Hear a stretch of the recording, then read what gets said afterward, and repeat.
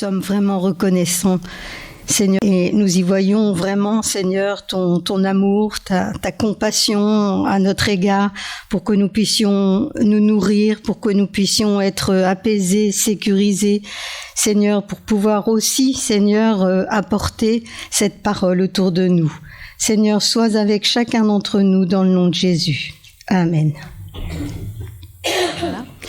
Alors, on va déjà partager le premier verset qui se trouve dans Matthieu 9, 36, où il nous est dit, c'est Jésus qui parle, « Voyant la foule, il fut ému de compassion pour elle, parce qu'elle était languissante et abattue, comme des brebis qui n'ont point de berger. » Ah, il faut que je retrouve le bouton. Et voilà, ça y est. Donc, l'émotion que Jésus éprouvait envers les autres devrait pouvoir prendre naissance et racine dans nos cœurs. Cela nous permettrait de connaître ce véritable sentiment que l'on appelle compassion. Mais pour cela, il nous faut permettre à l'Esprit Saint de bousculer notre égoïsme, de déstabiliser notre indifférence et notre conformisme. Par la grâce de Dieu, il nous faudrait aussi aller à la rencontre de l'état d'esprit du monde contemporain. Car cet état d'esprit cultivé avec beaucoup de soin et de persévérance par nos contemporains a donné naissance à un véritable poison. Ce poison se présente comme l'antidote de l'amour, puisqu'on l'appelle égoïsme, égocentrisme, indifférence, etc.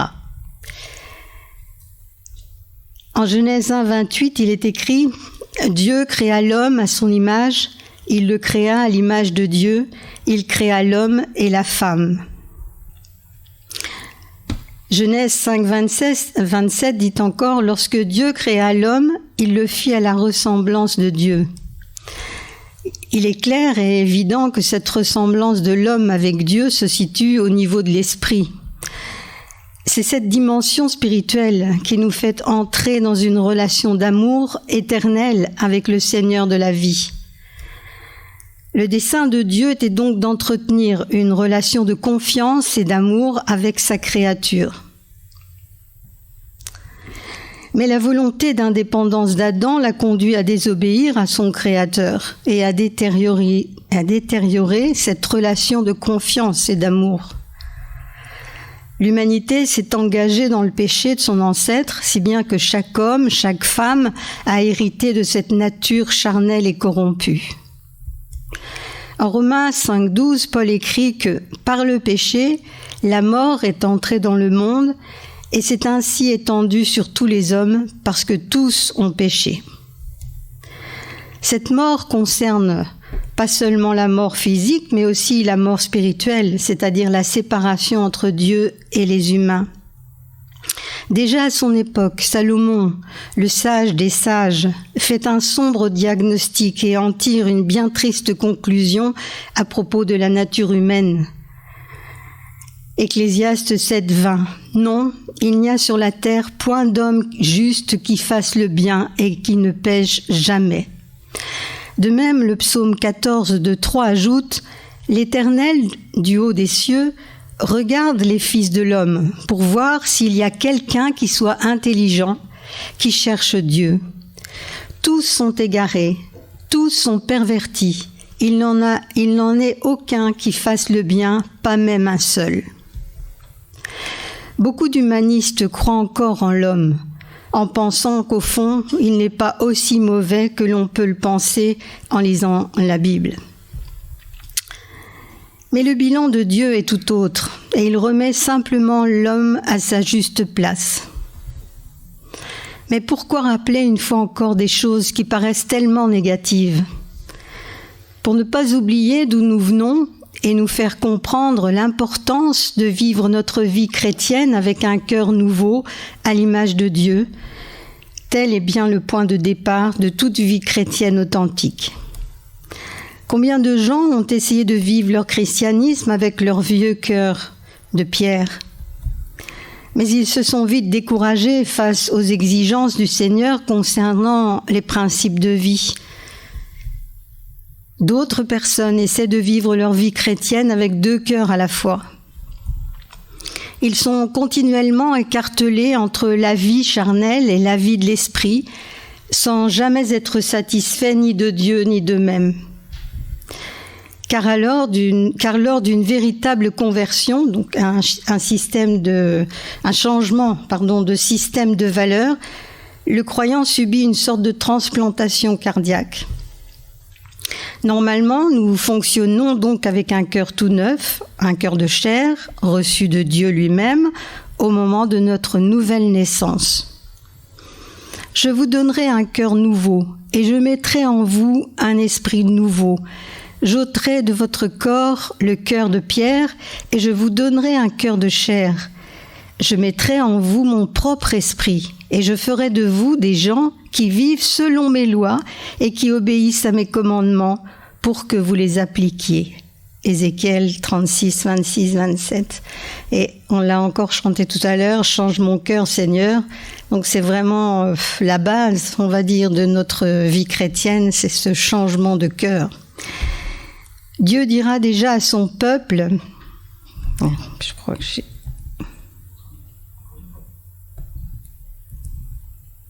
Voilà. Dieu dira déjà à son peuple au travers de la bouche de Moïse dans Deutéronome 31, 11, 14. Mais qu'est-ce qui se passe là? Voilà. Le code de loi que je vous donne aujourd'hui n'est certainement pas trop difficile pour vous, ni hors de votre portée. Non, la parole est toute proche de vous. Elle est dans votre bouche et dans votre cœur pour que vous l'appliquiez.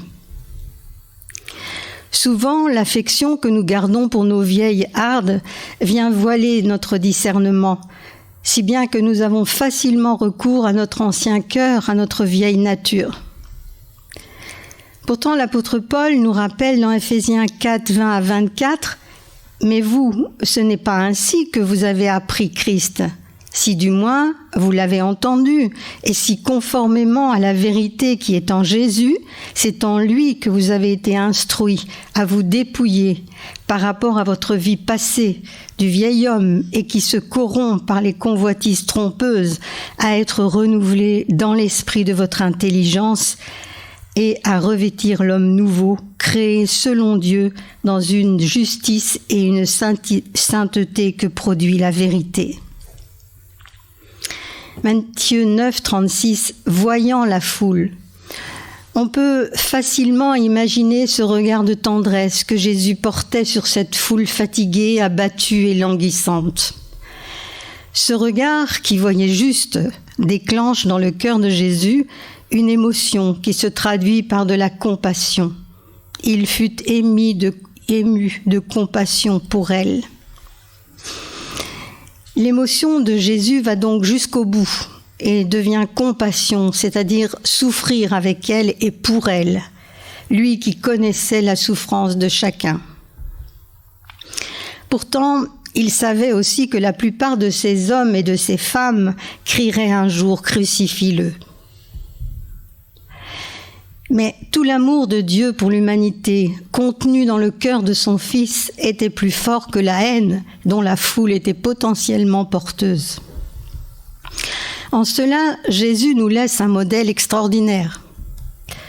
Marc 6, 34 nous rapporte que Jésus se mit à leur enseigner beaucoup de choses, car il était impératif que cette foule soit instruite du royaume de Dieu. Puis, à travers la multiplication des pains, Jésus va démontrer l'authenticité de son enseignement, en ayant compassion et en nourrissant la foule affamée qui l'avait suivi. Au travers de ces faits, nous voyons clairement que l'émotion a engendré la compassion, et la compassion de Jésus s'est manifestée dans l'action. Mes enfants, que notre amour ne se limite pas à des discours et à de belles paroles, mais qu'il se traduise par des actes accomplis dans la vérité, dira 1 Jean 3, 18. Lorsque l'émotion ne reste qu'une émotion, sans jamais déclencher cette compassion qui va déboucher sur l'action, elle reste stérile. Demeurer prisonnière de notre égocentrisme, cette émotion n'est souvent qu'une forme d'émotivité, voire même une sensiblerie de mauvais goût. Ce genre d'émotion nous laisse inaptes pour accomplir les œuvres d'amour préparées à l'avance par Dieu pour chacun de ses enfants. Éphésiens 2 nous rappelle « Ce que nous sommes, nous le devons à Dieu, car par notre union avec le Christ, Dieu nous a créés pour une vie riche d'œuvres bonnes qu'il a préparées à l'avance afin que nous les accomplissions. » Si nous nous sentons concernés par ces paroles, Dieu veut nous faire la grâce aujourd'hui d'ôter ce cœur de pierre contre un cœur de chair à son image. D'ailleurs, sa divine puissance nous a été donnée pour que nous devenions participants de sa nature divine. 1 Pierre 3 et 4, par sa puissance, en effet, Dieu nous a donné tout ce qu'il faut pour vivre dans l'attachement au Seigneur. Il a voulu, par ses dons, vous faire participer à la nature divine, vous qui avez fui la corruption que les mauvais désirs font régner dans ce monde. Au travers de ces dons, nous voyons le cœur et l'esprit de Dieu se manifester dans la vie de ses enfants. C'est avec le cœur de Dieu que nous pourrons connaître la véritable émotion, ce trouble intérieur qui devient souffrance, mais une souffrance agissante. Si c'est avec le cœur de Dieu que nous pouvons le mieux aimer, c'est aussi avec les yeux du cœur de Dieu que nous pouvons le mieux voir. Mieux voir les besoins qui nous entourent, sans fermer les yeux sur ce qui nous dérange. C'est aussi avec les oreilles du cœur de Dieu que nous pouvons le mieux entendre les cris des malheureux et les exhortations de Jésus pour y répondre. De nos jours, il n'est pas rare de voir des non-croyants manifester une compassion que beaucoup de chrétiens ont perdue. Pour réagir à l'oppression des dictatures, pour accueillir ceux qui les fuient, pour soutenir les indigents et ceux qui les secourent, etc. Il est vrai que les chrétiens n'ont pas le monopole du cœur, puisque tous les humains ont été créés à l'image de Dieu. Certains se sont éloignés plus que d'autres de cette image et plusieurs l'ont complètement oubliée. En venant au Seigneur, certains chrétiens étaient déjà plus proches de cette image que d'autres, mais pour ces autres, elle n'est pas facultative. Aujourd'hui, nous cheminons tous sous la protection de Dieu et enveloppés du manteau de son amour. Mais notre rôle n'est pas de garder jalousement cet amour pour nous-mêmes, mais de le partager. En se détournant de cette vocation, qui est d'appeler l'humanité à vivre dans l'amour de Dieu, notre foi chrétienne risque de perdre toute signification. Pourtant, à chaque seconde, et dans le monde entier, Dieu adresse inlassablement ce même message d'amour aux hommes de notre temps. Jean 3,16, qu'on connaît par cœur, qu'on répète même à la limite très souvent. Dieu a tant aimé le monde qu'il a donné son Fils unique, afin que quiconque croit en lui ne périsse point, mais qu'il ait la vie éternelle. Dieu, en effet, n'a pas envoyé son Fils dans le monde pour qu'il juge le monde, mais pour que le monde soit sauvé par lui. Affirmer l'amour de Dieu est une chose, mais le faire connaître en est une autre, qui appelle un bien triste constat de la part du Seigneur. La moisson est grande, mais il y a peu d'ouvriers. Pour ne parler que de nos assemblées, combien sont sans pasteurs? Mais combien de fois vont-nous prier de Dieu de susciter des vocations pour son Église? Tant que notre propre Église n'a pas de problème pour assurer ses activités, on n'en voit pas l'urgence. Mais où est notre compassion pour les âmes perdues, loin de l'amour de Dieu et de Jésus-Christ?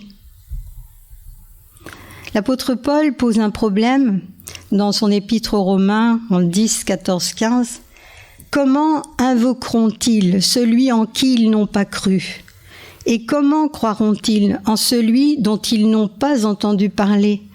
Et comment en entendront-ils parler s'il n'y a personne qui prêche? Et comment y aura-t-il des prédicateurs s'ils ne sont pas envoyés?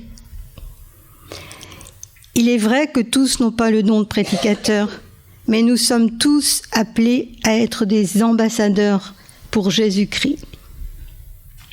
Autrement dit, nous sommes tous appelés à être des témoins du Seigneur et de son œuvre de régénération en nous, si du moins nous avons reçu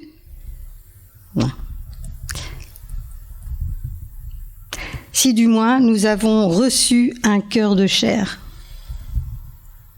Nous avons tous reçu le ministère de la réconciliation, non pour prêcher une religion, même évangélique, ni pour remplir une église. Mais nous sommes là pour partager notre rencontre avec l'amour de Dieu et notre réconciliation au moyen de l'œuvre de Jésus-Christ sur la croix. Il est intéressant de voir que la mission des 12 apôtres fait suite à la demande du Seigneur de prier pour envoyer des ouvriers dans sa moisson. Pour la prédication, ce sont eux qui vont être appelés et investis du pouvoir de Dieu pour que leur compassion devienne action. Mais la prière n'en est pas moins action quand elle est animée d'une compassion semblable à celle qui habite le cœur de Jésus pour les brebis perdues. En ce qui nous concerne, nous sentons-nous ouvriers avec Dieu? Comment définissons-nous notre vision, notre vocation dans son œuvre ici-bas? L'Esprit Saint confirme-t-il à notre esprit que nous sommes à la place qu'il nous destine pour assumer notre fonction d'ambassadeur dans ce monde? Et à quel niveau dans ce monde en détresse spirituelle, une détresse qui engendre un déséquilibre profond tant sur le plan moral, physique que matériel? Avons-nous accepté d'assumer le ministère de la réconciliation qui fait suite à notre nouvelle création, avec un nouveau cœur, n'oublions jamais, en Jésus-Christ? 2 Corinthiens nous rappelle, 5, 17, 20, « Si quelqu'un est en Christ, il est une nouvelle création. Les choses anciennes sont passées. Voici, toutes choses sont devenues nouvelles. Et tout cela vient de Dieu, qui nous a réconciliés avec lui par Christ et qui nous a donné le ministère de la réconciliation. Nous faisons donc les fonctions d'ambassadeurs pour Christ, comme si Dieu exhortait par nous, nous vous en supplions, au nom du Christ, soyez réconciliés avec Dieu. Nous sentons-nous profondément émus, au point d'éprouver une véritable compassion qui nous pousse irrésistiblement à l'action. Devant cette multitude de souffrances, de déchéances, de méchanceté, d'agressivité, qui, dans la plupart des cas, voilent une grande détresse intérieure, comment rester indifférent? Il est vrai que nous ne pouvons pas prendre toute la misère du monde sur nos frêles épaules, mais cela ne peut devenir un alibi de ne pas nous laisser revêtir d'entrailles de miséricorde envers ceux pour qui nous devrions devenir le prochain. Rappelons-nous encore que le Seigneur ne nous demande rien qui ne soit au-dessus des capacités qu'il nous accorde. Ne nous a-t-il pas équipés d'un cœur de chair semblable au sien? Dieu aimerait tellement voir notre cœur battre à l'unisson avec le sien, pour aimer ce qui n'est pas aimable, pour bénir ceux qui nous font du mal, pour souffrir avec ceux qui souffrent. Seul ce cœur-là peut nous faire connaître à la fois l'émotion, la compassion et l'action. Amen. Amen. Je vous invite à vous lever pour demander la bénédiction du Seigneur.